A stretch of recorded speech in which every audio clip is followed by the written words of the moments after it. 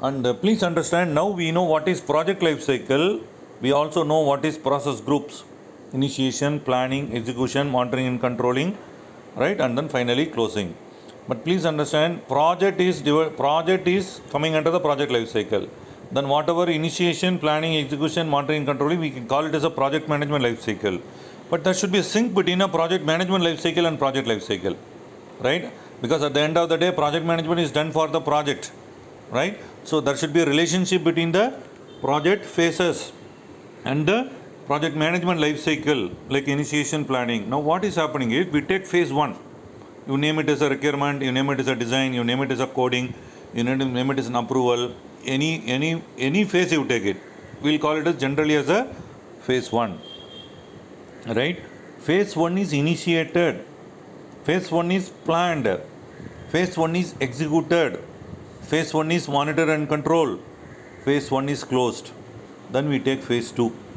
Phase 2 is initiated, phase 2 is planned, phase 2 is executed, phase 2 is monitor and control, phase 2 is closed. Then you take phase 3. Now you can ask me, hey, what is the overlapping? Yes, overlapping is there between the phases. Then accordingly there will be overlapping. Now within the phase, we have an initiation, planning, execution, and it is not that we will give in order.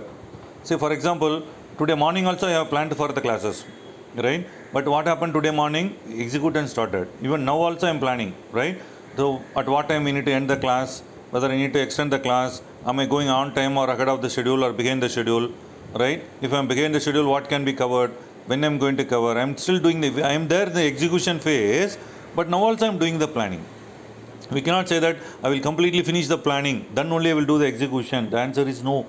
Tomorrow, let's say that I am going to close the class, I am going to close the project, today also I will plan, right? Which resource I will release, which document I will put it, where I need to put which document, what will happen to the legal document, because the customer is going to pay the money only after 6 months, what will happen until then. All those things planning I need to do.